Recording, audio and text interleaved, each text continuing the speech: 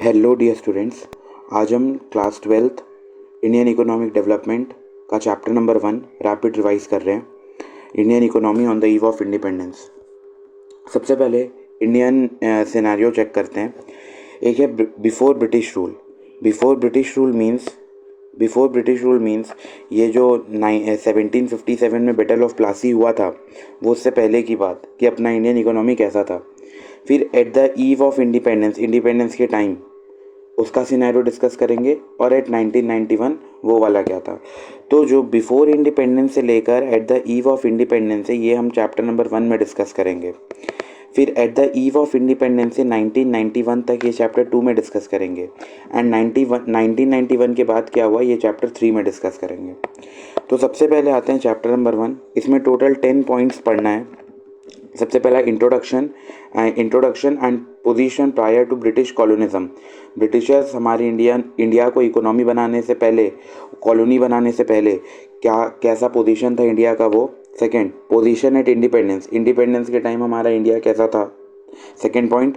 Third, agriculture sector. Fourth, industry sector. Fifth, foreign trade. Sixth, demographic profile. Seventh, occupational structure. Eighth, infrastructure. Ninth, positive contribution of British rule. And tenth, conclusion कि India का position क्या था due to British rule. सबसे पहला start करते हैं, introduction and position prior to British colonialism. तो before British rule, Britishers के आने से पहले हमारा जो इंडियन इकोनॉमी था वो गोल्डन स्पैरो माना जाता था, बिकॉज हमारे पास गोल्ड की बिल्कुल कमी नहीं थी। हम फॉस्फोरस इकोनॉमी थे, सेल्फ सफिशिएंट इकोनॉमी थे, किसी के ऊपर निर्भर ज़्यादा नहीं रहते थे। फिर उसके बाद एक हिस्टोरिकल इवेंट हुआ जो सब कुछ चेंज करके रख दिया। हिस्टोरिकल इवेंट का नाम है बैटल ऑफ प्लासी, जो 1757 में हुआ था, और ये ले डाउन किया था foundation of British empire. Britishers आए थे और हमारे इंडिया को कॉलोनी बना दिए थे। 1757 डेट इंपॉर्टेंट है, बैटल ऑफ प्लासी। फिर उसके 100 साल बाद दैट इज़ 1857 हमारे जो इंडियन थे ये ब्रिटिशर्स के अपोजिशन में, ब्रिटिशर्स के खिलाफ लड़ाई किए, बैटल किए, और इस बैटल का नाम था द इंडियन रेबिलियन ऑफ 1857। इसमें हमारे इंडियंस ब्रिटिशर्स के खिलाफ लड़ाई किए, हालांकि वो इसमें डिफीट हो गए, जीत नहीं पाए, और वो कंटिन्यू जो कॉलोनी वाला रूल था वो चलता गया। तो दो डेट्स अभी तक इम्पॉर्टेंट। सबसे पहला 1757 that is battle of Plassey. Next उससे 100 साल बाद 1857 द इंडियन रेबिलियन ऑफ 1857। फिर ब्रिटिश राज जो था, कॉलोनियल रूल, वो ख़त्म हुआ 15 अगस्त 1947। मतलब अगर ऑलमोस्ट अगर देखा जाए तो हम लोग 200 ईयर्स के कॉलोनी में थे, ब्रिटिशर्स के अंडर थे, और 15 अगस्त 1947 को हम लोग रिलीज़ हो गए, फ्रीडम मिल गया। अब इसके बाद स्टार्ट करते हैं। सबसे पहले इसमें सेकंड टॉपिक में हम लोग क्या डिस्कस किए, पोजीशन एट इंडिपेंडेंस। इंडिया का पोजीशन क्या था इंडिपेंडेंस के टाइम। इंडिया बहुत ही एक अंडर डेवलप्ड इकोनॉमी बन गया था, बिकॉज हमारे जितने रिसोर्सेज थे, गोल्ड वगैरह थे, वो सब कुछ ब्रिटिशर्स लेके चले गए थे। तो हमारा जो इंडियन इकोनॉमी था वो बहुत ही अंडर डेवलप्ड हो गया था, जबकि ब्रिटिशर्स के आने से पहले हमारा इंडियन इकोनॉमी डेवलपिंग था। बट ब्रिटिशर्स के आने के बाद और उनके चले जाने के बाद हमारा जो इंडियन इकोनॉमी था वो अंडर डेवलप्ड इकोनॉमी हो गया। इसमें एमसीक्यू का क्वेश्चन बनता है, तो ये ध्यान रखना है। फिर उसके बाद अगला टॉपिक पे आते हैं, नेशनल इनकम। हालांकि ब्रिटिशर्स कोई ऐसा कोशिश नहीं किए, कोई ऐसा अटेम्प्ट नहीं किए जिससे वो कंट्री का नेशनल इनकम निकाल पाए, बिकॉज कंट्री का नेशनल इनकम कंट्री के न्यू पॉलिसीज़ ये सब बनाने को, इसको फ्रेम करने के लिए लाया जाता है। लेकिन ब्रिटिशर्स चाहते ही नहीं थे कि इंडिया का कोई न्यू पॉलिसी बनाया जाए, इंडिया के हित में कुछ अच्छा काम किया जाए। तो ब्रिटिशर्स ऐसा कोई सिंसियर अटेम्प्ट नहीं किए। हालांकि कुछ ऐसे इकोनॉमिस्ट थे, कुछ ऐसे एक्सपर्ट्स थे जिनने अपना नेशनल इनकम का अलग अलग मेथड लाया। Dadabhai Naoroji, William Digby, Findlay Shirras, VK Rao and RC Desai. इन सब का जो था फॉर्मूला सब अलग अलग था, उससे नेशनल इनकम अलग अलग आता था, जिस वजह से कॉन्फ्लिक्ट हुआ। हालांकि जो डॉक्टर राव है, VK राव, इनका एस्टिमेट सबसे बेस्ट माना जाता है, और इनके अकॉर्डिंग ये पता चला कि हमारा जो नेशनल इनकम का ग्रोथ है वो लेस देन 2% है, एंड जो per capita output per year है वो भी सिर्फ ओनली 0.5% है। तो ये दो डाटा इंपॉर्टेंट, नेशनल इनकम का growth less than 2%, per capita income only 0.5%। फिर उसके बाद ये एक बुक भी लिखे थे, ये इतना इंपॉर्टेंट नहीं है एग्जाम के पॉइंट ऑफ व्यू से। फिर ब्रिटिशर्स के बारे में अगर बात किया जाए तो ब्रिटिशर्स को एक चीज़ बहुत पसंद था, डिवाइड एंड रूल। ब्रिटिशर्स पहले डिवाइड करते थे अलग अलग पार्ट्स में एंड उनमें रूल करते थे। तो अब हम लोग पढ़ेंगे कि ब्रिटिशर्स किन किन जगहों पे पहले डिवाइड किए और फिर उसके ऊपर रूल किए। तो सबसे पहला जो सेक्टर था, third topic, that is agricultural sector. पहले एग्रीकल्चर सेक्टर को उन लोग बर्बाद किए क्योंकि इंडियन इकोनॉमी जो था वो एग्रीकल्चर इकोनॉमी था। ये उसमें यहाँ पे बहुत ज़्यादा खेती बाड़ी होता था, एग्रेरियन इकोनॉमी भी इसे बोला जाता है। तो यहाँ पे total 85% of the India's total population was engage in agriculture, whether directly और इनडायरेक्टली, या तो डायरेक्टली या तो इनडायरेक्टली। टोटल 85% इंडिया का ऐसा पॉपुलेशन था जो खेती बाड़ी में इन्वॉल्व था। हमारा जो इंडिया था वो शुरू से कृषि प्रधान देश रहा है, एग्रेरियन इकोनॉमी। ठीक है, एनसीईआरटी का पॉइंट है वही 85%, इसमें डायरेक्टली और इनडायरेक्टली दोनों इंक्लूड कर दिया गया। तो ब्रिटिशर्स इसको कैसे ख़राब किए, एग्रीकल्चर सेक्टर में जो हम लोग इतना अच्छा कर रहे थे परफॉर्म, तो एग्रीकल्चर सेक्टर को उन लोग कैसे बर्बाद किए उसका ये 4 तरीका। Land settlement system, commercialisation of agriculture, low level of productivity, scarcity of investment. तो लैंड सेटलमेंट सिस्टम के अंदर 3 पार्टीज होते थे। सबसे पहले होता था ब्रिटिश गवर्नमेंट, सबसे ऊपर रहते थे ब्रिटिश गवर्नमेंट, उसके नीचे जमींदार्स एंड उसके नीचे पीजेंट्स। जमींदार काइंड ऑफ बीच वाला पार्टी रहता था जिसको ब्रिटिश गवर्नमेंट बुलाते थे अपने एजेंट की तरह, और जाकर पीजेंट मीन्स फार्मर्स से जाके टैक्स कलेक्ट करने बोलते थे। वो टर्म जो यूज़ होता था तब के टाइम, लगान। तो ब्रिटिशर्स क्या करते थे, सपोजिंग ये ब्रिटिश गवर्नमेंट अगर 100 रुपीज़ मंगाया है फार्मर्स से, तो जो ये ज़मींदार लोग थे, इन लोग जाके फार्मर से 200 मांगते थे। उनको प्रेशर करते थे कि इतना अमाउंट पे करो, इतना अमाउंट पे करो, नहीं तो ऐसा कर देंगे वैसा कर देंगे। जिस वजह से जो पीजेंट है, जो फार्मर्स है, कई ऐसे लोग हैं जो एग्रीकल्चर सेक्टर पूरा ही छोड़ दिए, इस क्योंकि उनसे हो ही नहीं पाया इतना ज़्यादा हैवी अमाउंट पे करना। बिकॉज उनको अपना मॉर्टेज रखना पड़ता था, गिरवी रखना पड़ता था घर वगैरह, एंड देन पेमेंट करना पड़ता था। तो 100 रुपये ये ब्रिटिश गवर्नमेंट को देते थे ज़मींदार और बाकी अपने पास रखते थे। तो इस वजह से बहुत सारा अपना एग्रीकल्चर सेक्टर में डिक्लाइन हुआ। उनको बहुत प्रताड़ित किया जाता था, एक्सप्लॉयटेशन किया जाता था एग्रीकल्चर सेक्टर में। देन सेकेंड, ये लैंड रेवेन्यू सिस्टम कंप्लीट हो गया ना। उसके बाद अगला आते हैं forced commercialisation of agriculture. Forced commercialisation of agriculture मतलब जो फार्मर्स पहले फूड क्रॉप्स उगा रहे थे, फूड क्रॉप्स मीन्स दाल, पल्सेज हो गया, राइस, वीट, ये सब, उनको बोला गया कि फूड क्रॉप मत उगाओ, फूड क्रॉप से शिफ्ट हो कैश क्रॉप में। कैश क्रॉप मीन्स जिसको हम लोग एक्सपोर्ट कर सकते हैं। टी प्लांटेशन हो गया, जूट हो गया जूट हो गया, देन कॉटन हो गया, है ना, इंडिगो, ये नील की खेती, ये सब इसमें शिफ्ट करवाया गया। तो उन्हें फोर्स किया गया कि वो फूड क्रॉप ना उगाए, फूड क्रॉप से शिफ्ट होकर वो कैश क्रॉप उगाना चालू कर दे। इस बात पे उन्हें फोर्स किया गया और ये बोला गया कि अगर कैश क्रॉप उगाओगे तो हम एडवांस पे पेमेंट देंगे, ज़्यादा ज़्यादा बेनिफिट होगा। ठीक है, इस वजह से फार्मर्स अपने घर में वो क्या बोलते हैं, घर में प्रोडक्शन करके नहीं दे पा रहे थे, बिकॉज अब वो फूड क्रॉप से कैश क्रॉप में शिफ्ट हो गए थे। और इसका एंड रिजल्ट क्या हुआ, परपेचुअल इनडेप्टनेस, मतलब फार्मर्स जो थे वो पूरे लाइफ टाइम के लिए इनडेप्ट हो गए, कर्जदार बन गए। ठीक है, ये वाला पॉइंट हो गया commercialisation of agriculture. Then low level of productivity. Low level of productivity, जो खेती बाड़ी सेक्टर था वो बहुत ही कम प्रोडक्टिविटी हो गया था, बिकॉज ब्रिटिशर्स कोई भी ऐसा टेक्निक प्रोवाइड नहीं कर रहे थे। Lack of technique, no use of fertilisers and lack of irrigation facilities. Irrigation facility में भी ध्यान नहीं दिया जा रहा था, जिस वजह से प्रोडक्टिविटी बहुत कम हो गया। स्केर्सिटी ऑफ इन्वेस्टमेंट, ब्रिटिशर्स अपने ही लाइफ को और लैविश बनाने में लगे हुए थे, और लेकिन बिल्कुल भी एग्रीकल्चर सेक्टर पे ध्यान नहीं दे रहे थे, जिस वजह से उन्होंने कोई भी फ्लड कंट्रोल सिस्टम नहीं बनाया, कोई ड्रेनेज सिस्टम नहीं बनाया एंड कोई भी प्रॉपर टेक्नोलॉजी नहीं लगाया। तो ये एग्रीकल्चर सेक्टर को एक तरीके से बर्बाद कर दिया।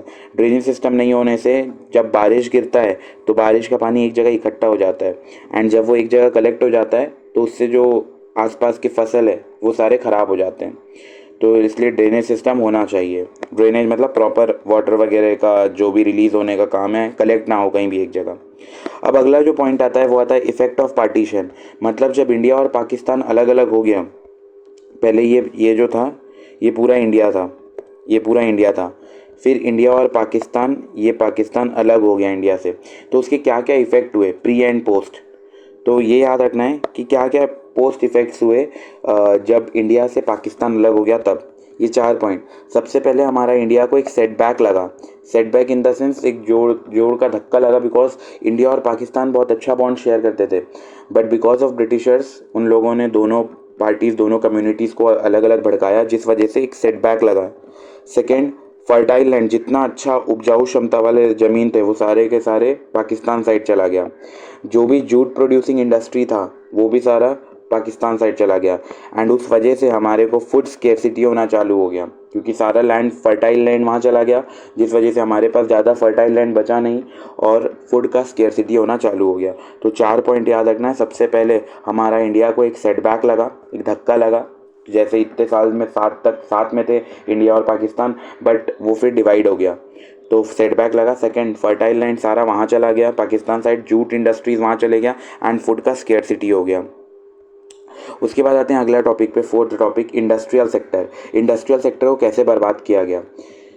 इंडस्ट्रियल सेक्टर के अंदर हमारा जो इंडियन हैंडीक्राफ्ट था वो वर्ल्ड वाइड रेपुटेशन कमाता था। हमारे जो इंडियन हैंडक्राफ्ट्समैन थे वो जो भी प्रोड्यूस करते थे, जो कुछ बनाते थे हैंडीक्राफ्ट, वो सारा हम एक्सपोर्ट करते थे और पूरा वर्ल्ड वाइड ये चीज़ का एक्सपोर्ट होता था, लोग हमारे से ये सब खरीदते थे। बट ब्रिटिशर्स को ये देखा नहीं गया, तो वो एक पॉलिसी लेके आए, और ये पॉलिसी का नाम था, मतलब ये सिस्टमेटिक डी इंडस्ट्रियलाइजेशन की है। सिस्टमेटिक डी इंडस्ट्रियलाइजेशन मतलब एक प्रॉपर ऑर्डर में धीरे धीरे इंडस्ट्रीज़ को बंद करना। इंडस्ट्रियलाइजेशन मतलब इंडस्ट्री ओपन करना, और डी इंडस्ट्रियलाइजेशन मीन्स इंडस्ट्री को बंद करना, क्लोज करना। तो इसको इन लोग कैसे किए, इन लोग जो पॉलिसी लेके आए, पॉलिसी का नाम था discriminatory tariff policy. Discriminatory tariff policy, discriminatory tariff policy, ये बहुत याद रखना है, ये पॉलिसी लाया गया। Second point, adverse effect of deindustrialisation. जब बहुत सारे कंट्री के अंदर इंडिया के अंदर जब बहुत सारी इंडस्ट्रीज बंद किए गए, डी इंडस्ट्रियलाइजेशन किए गए, तो इसका फ़र्क क्या हुआ, हम बन गए इम्पोर्टर ऑफ फिनिश गुड्स, मतलब हम महंगे सामान खरीदते थे, और एक्सपोर्टर ऑफ रॉ मटेरियल, तो हम ही सिल्क का जो रॉ मटेरियल था वो बेचते थे, और सिल्क का बना हुआ साड़ी हम लोग परचेज़ करते थे, जिस वजह से अगेन और ख़राब हुआ हमारा इकोनॉमी, और ज़्यादा पैसे कम आने चालू हो गए, ज़्यादा पैसे जाने चालू हो गए। तो ये एडवर्स इफेक्ट था, और कंट्री के अंदर बहुत ज़्यादा हैवी अनएम्प्लॉयमेंट आ गया, बहुत ज़्यादा बेरोज़गारी फैल गया। फिर उसके बाद अगला पॉइंट याद रखना है, मेन इंडस्ट्रीज़। क्या क्या ऐसे मेन इंडस्ट्रीज़ थे जो इंडिपेंडेंस के बाद थे, main industries left after independence. तो कुछ कुछ इंडस्ट्री का नाम याद रखना है, जो टिस्को था, Tata iron and steel company, cement industry, chemical industry, sugar industry, paper industry, ये सारे ऐसे इंडस्ट्रीज़ थे जो ब्रिटिशर्स के जाने के बाद हमारे पास बचे हुए थे, क्योंकि ब्रिटिशर्स बहुत ज़्यादा कोशिश किए थे डी इंडस्ट्रियलाइजेशन करने में, लेकिन हालांकि इतने कुछ इंडस्ट्रीज़ थे जो बचे हुए थे। फिर अगला पॉइंट पे आते हैं, foreign trade. Foreign trade fifth topic, कि इसको कैसे बर्बाद किया गया। तो अगेन यहाँ पे डिवाइड एंड रूल वाला पॉलिसी लगाया गया, हमें एक्सपोर्टर बना दिया गया फिर रॉ मटेरियल का, और इंपोर्टर बना दिया फिनिश गुड्स का। ठीक है, हम प्राइमरी प्रोडक्ट मतलब रॉ मटेरियल में हम लोग क्या क्या एक्सपोर्ट करते थे, कॉटन, सिल्क, जूट, ये मोस्टली हम इसको एक्सपोर्ट करते थे। और फिनिश गुड्स मतलब क्या क्या हम लोग इंपोर्ट करते थे, खरीदते थे, clothes, capital goods, electronic goods, ये सब हम खरीदते थे। Monopoly control of British rule, हम जितना भी सामान इंडिया के अंदर बनाते थे, आधा उसका 50% ऐसा था जो ब्रिटेन में ट्रांसफ़र करते थे, एक्सपोर्ट करते थे, और बाकी जो है जो रेस्ट 50% है उसको चाइना, श्रीलंका और ईरान में एक्सपोर्ट किया जाता था। और किसके थ्रू एक्सपोर्ट किया जाता था, 1869 में जो स्विस कैनाल आया था उसके थ्रू इसको एक्सपोर्ट किया जाता था। ठीक है, अब एक बार स्विस कैनाल देख लेते हैं। स्विस कैनाल आया 1869 में, ये अगेन इंपॉर्टेंट डेट है। स्विस कैनाल 1869, ये आर्टिफिशियल वाटरवे है, ये कोई नेचुरल नहीं है, ये आर्टिफिशियल है, मैनमेड है। बिकॉज अगर इसका वे देखेंगे, पहले इंडिया, ये मुंबई है, मुंबई से अगर सामान जाता था तो हम लोग को अफ्रीका नीचे से पूरा पार करके ऊपर यूरोपियन कंट्रीज़, ब्रिटेन साइड जाना पड़ता था।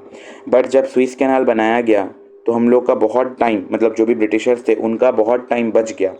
पहले उनको ट्रैवल करना पड़ता था 19,800 किलोमीटर्स, बट स्विस कैनाल बनने के बाद सिर्फ 11,600 किलोमीटर्स पे एक्सपोर्ट कर दिया जाता था। तो इस वजह से इससे टाइम भी बच गया, कॉस्ट भी बच गया, ये सब पॉइंट।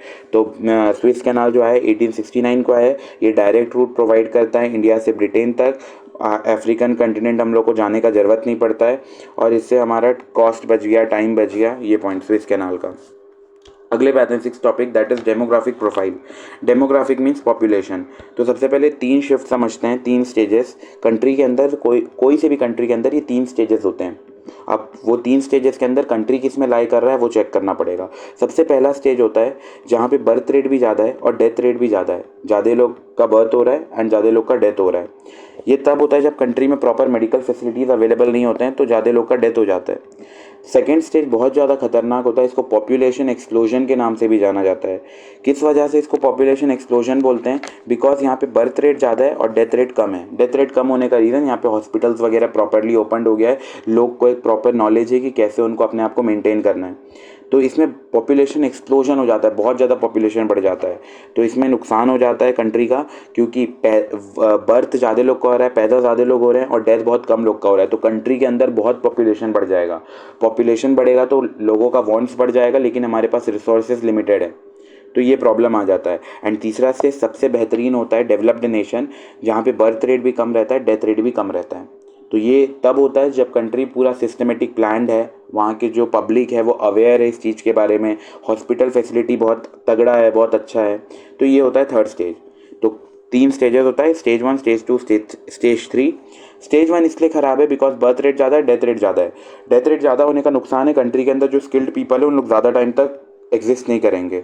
सेकेंड स्टेज बहुत ख़राब है बिकॉज कंट्री में पॉपुलेशन का एक्सप्लोजन हो जाता है, बर्थ रेट भी ज़्यादा है, डेथ रेट कम है। डेवलप्ड नेशन तीसरा स्टेज को बोलते हैं, जहाँ पे बर्थ रेट भी कंट्रोल्ड है एंड डेथ रेट भी कंट्रोल्ड है, कम है। ठीक है, अब डेमोग्राफिक प्रोफाइल में आते हैं। सबसे पहले हाई बर्थ रेट था, that is 48/1000। High death rate था, that is 40/1000। Low literacy rate मतलब कंट्री में टोटल 16% ऐसा थे जो पढ़े लिखे थे। 16% में से फीमेल जो थे वो लेस देन 7 थे और बाकी जितने थे वो रिमेनिंग मेल थे। लो लिटरेसी बहुत ही कम पढ़े लिखे लोगों की संख्या थी, ओनली 16% था, जिसमें से लेस देन 7% फीमेल थे और रेस्ट जो है वो मेल थे। फिर पुअर हेल्थ फैसिलिटी, 2 तरीके का बीमारी था, airborne disease and waterborne disease. फिर उसके बाद अगला high IMR. IMR stands for infant mortality rate. Infant mortality rate मतलब जो एक बच्चा है, इन्फेंट मतलब शिशु, जिसका 1 साल भी नहीं हुआ उससे पहले उसका डेथ हो जाए, तो उसको बोला जाता है इन्फेंट मोर्टेलिटी रेट। तो पहले के टाइम में अगर 1000 बच्चे पैदा होते थे उसमें से 218 ऐसे थे जो जिनका 1 साल के अंदर अंदर डेथ हो जाता था because of lack of medical facilities. बहुत ही हॉस्पिटल वगैरह कम था, लोग इतने अवेयर नहीं थे, मेडिकेशंस इतना प्रॉपर नहीं था, वो उस वजह से। एंड एट प्रेजेंट का अगर डाटा चेक किया जाए तो ये 33/1000 का डाटा है। उसके बाद अगला आते हैं लो लाइफ एक्सपेक्टेंसी। बहुत ही कम लाइफ एक्सपेक्टेंसी था पहले के टाइम में, 32 ईयर्स। और ये उन लोगों की बात किया जा रहा है जो नॉर्मल, जैसे मसाला, तेल, ऑयली फूड्स, ये सब जो नॉर्मल खा रहे हैं, उन लोग 32 ईयर्स तक ही रह पाते थे। बिकॉज अगर उनका कोई डिसीज़ डिटेक्ट होता था तो वो टाइम पे उसको क्योर नहीं कर पाते थे, ना इतना मेडिकल फैसिलिटी था। लेकिन आज के डेट में कैंसर हो गया, कुछ और अलग बीमारी हो गया, बहुत ही डेंजर बीमारी हो गया, तो वो भी आजकल क्योरेबल डिसीज़ में आ जाता है। उसके लिए भी प्रॉपर हॉस्पिटलाइजेशन फैसिलिटी अवेलेबल है। तो आज के टाइम में जो लाइफ एक्सपेक्टेंसी है वो 69 ईयर्स है। और कंट्री के अंदर वाइड स्प्रेड पॉवर्टी आ गया था, बहुत ज़्यादा गरीबी छा गया था। इसके बाद एक और डेट याद रखना है, कंट्री का फर्स्ट ऑफिशियल सेंसस मतलब फर्स्ट जनगणना किया गया था कंट्री में, वो 1881 में किया गया था। जनगणना मीन्स पूरे कंट्री का जो पॉपुलेशन है वो पता करना, तो ये 1881 में किया गया था। और एक इसमें जो डेट अगला इंपॉर्टेंट है, ये year of great divide. Year of great divide आया था 1921 में। 1921 में ईयर ऑफ ग्रेट डिवाइड आया था। हम स्टेज नंबर 1 से स्टेज नंबर 2 में शिफ्ट हो गए थे। स्टेज नंबर 1 क्या था? जहाँ पे बर्थ रेट ज़्यादा है और डेथ रेट ज़्यादा है, ये होता है स्टेज 1। और स्टेज 2 क्या है? जहाँ पे बर्थ रेट ज़्यादा है और डेथ रेट कम है। तो जब डेथ कम लोग का होगा तो कंट्री के अंदर पॉपुलेशन एक्सप्लोजन हो जाएगा, और यहाँ पे हम लोग 1921 में पहुँच गए थे। तो 1921 ये एक ऐसा ईयर माना जाता है कि इससे पहले हम स्टेज 1 में थे, इसके बाद हम स्टेज 2 में आ गए। तो ये भी डेट अगेन इम्पोर्टेंट है। पॉपुलेशन का बहुत राइज हो गया था आफ्टर ये जो ईयर ऑफ ग्रेट डिवाइड था। और आईएमआर मीन्स वही इन्फेंट मोर्टेलिटी रेट की पर 1000 में 1 साल के अंदर कितने लोगों का डेथ हो जा रहा है। एंड एमएमआर, ये भी एक टर्म है जो हम लोग लास्ट चैप्टर में पढ़ेंगे इंडियन इकोनॉमिक डेवलपमेंट का, मैटरनल मोर्टेलिटी रेट। ये कितने ऐसे मदर है जिनके डिलीवरी के बाद डेथ हो गया। ठीक है, ये वाला पॉइंट। अगला आते हैं seventh, occupational structure. Occupational structure stands for कि अलग अलग sector, primary sector, secondary sector, tertiary sector में कितने परसेंट पॉपुलेशन हमारे इन्वॉल्व थे। तो इसका भी फिगर देख लो। Predominance of primary sector, primary sector में 75% लोग इन्वॉल्व थे और बाकी जो रिमेनिंग थे वो 25% मैन्युफैक्चरिंग एंड सर्विस सेक्टर में थे। Manufacturing mean secondary sector. Regional variation, कुछ ऐसे स्टेट्स थे जहाँ पे एग्रीकल्चर में डिक्लाइन देखा गया और कुछ ऐसे स्टेट थे जहाँ पे एग्रीकल्चर में इंक्लाइन देखा गया। ऐसे जो जगह जहाँ पे एग्रीकल्चर में डिक्लाइन देखा गया वो था स्टेट्स तमिलनाडु, आंध्र प्रदेश, केरला, कर्नाटका, महाराष्ट्र, वेस्ट बंगाल। ये ऐसे स्टेट्स थे, तमिलनाडु, आंध्र प्रदेश, केरला, कर्नाटका, महाराष्ट्र, वेस्ट बंगाल, ये ऐसे स्टेट थे जो विटनेस किए एग्रीकल्चर में डिक्लाइन। और उसके बाद कुछ ऐसे भी स्टेट्स थे जिन लोग एग्रीकल्चर सेक्टर में इंक्लाइन देखे। जो 3 स्टेट्स थे, उड़ीसा, राजस्थान, पंजाब। उड़ीसा, राजस्थान, पंजाब, ये ऑक्यूपेशनल स्ट्रक्चर था। अगला आते हैं इंफ्रास्ट्रक्चर पे। इंफ्रास्ट्रक्चर भी अपने इंडिया का बहुत ही ख़राब था। इंफ्रास्ट्रक्चर भी हमारे इंडिया का बहुत ख़राब था। हालांकि जो इंफ्रास्ट्रक्चर बनाया गया था, रेलवेज़ वगैरह, ये भी ब्रिटिशर्स अपने ही फ़ायदे के लिए बनाए थे। वो एट द एंड हमें ट्रांसफ़र कर दिया गया, लेकिन वो बनाए तो उनके ही मोटिव के लिए थे। तो इसमें कुछ कुछ डेट्स इंपॉर्टेंट है, जैसे रेलवे 1850 में इंट्रोड्यूस हुआ था। हालांकि वो ट्रैक वैक प्रॉपर बिछाते हुए फिर वो चलाते हुए 1853 तक का सिनेरियो आ गया था, लेकिन डेट याद रखो रेलवे का 1850 में फर्स्ट इंट्रोडक्शन हुआ था रेल का। ठीक, यहाँ तक का पॉइंट हो गया। फिर रोड्स भी जो थे वो भी उतने सेटिस्फैक्ट्री लेवल के नहीं थे। एयर ट्रांसपोर्ट का डेट इंपॉर्टेंट बिल्कुल नहीं है, वाटर ट्रांसपोर्ट भी नहीं पूछेगा, ना कम्युनिकेशन इंपॉर्टेंट है इसमें। फिर अगला 9th टॉपिक पढ़ते हैं कि क्या क्या ऐसे ब्रिटिशर्स के पॉजिटिव कॉन्ट्रीब्यूशंस थे जो हमारे इंडिया के लिए पॉजिटिव थे, जो भी उनने ऐसा क्या क्या ऐसा काम किया था जो हमारे इंडिया के लिए अच्छा था। हालांकि ये झूठ बात है, बट एनसीईआरटी में इतना उनके ऊपर बुराई कर दिया है कि वो ऐसे किए हैं वैसा किए हैं, तो लास्ट में कुछ सफाई देना था, इस वजह से ये पॉजिटिव कॉन्ट्रीब्यूशन दे दिया गया है। तो क्या क्या पॉजिटिव कंट्रीब्यूशन? सबसे पहले हम सेल्फ सफिशिएंसी बन गए, हमारे अंदर सेल्फ सफिशिएंसी आ गया इन फूड ग्रेन, मतलब हम लोग आत्मनिर्भर बन गए कमर्शलाइजेशन करने की वजह से। Second, better means of transportation, हमें अच्छा ट्रांसपोर्टेशन वगैरह मिल गया, रोड्स डेवलप हो गए, रेलवेज डेवलप हो गए, इस वजह से हमें बेटर ट्रांसपोर्ट मिल गया।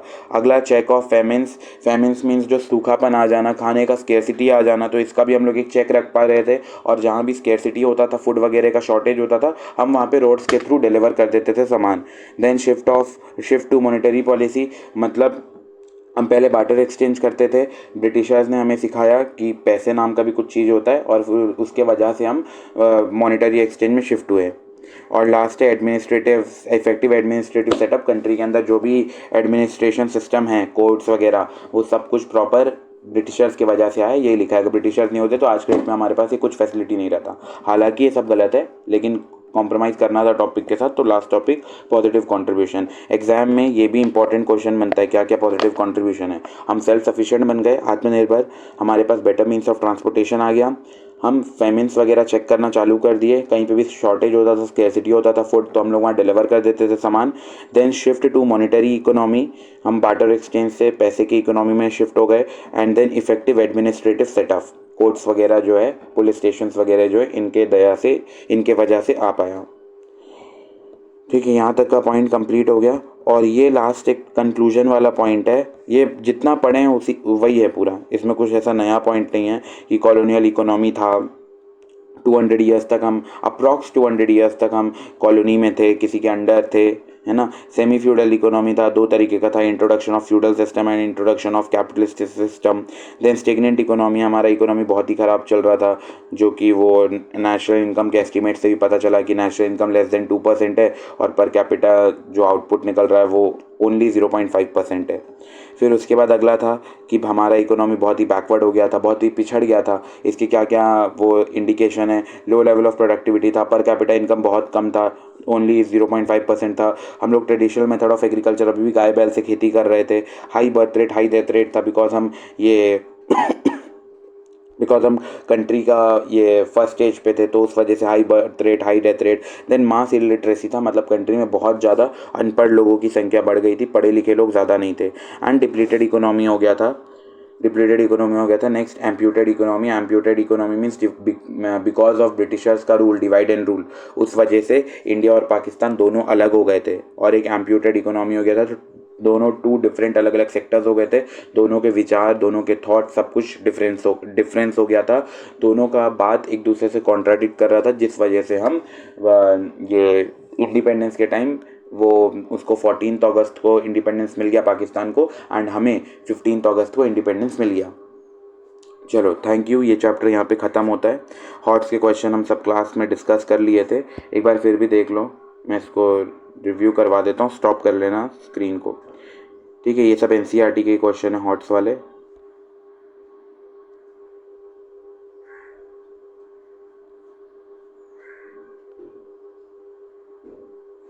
चलो, तो फाइनली चैप्टर कंप्लीट हुआ, chapter number 1, Indian economy on the eve of independence.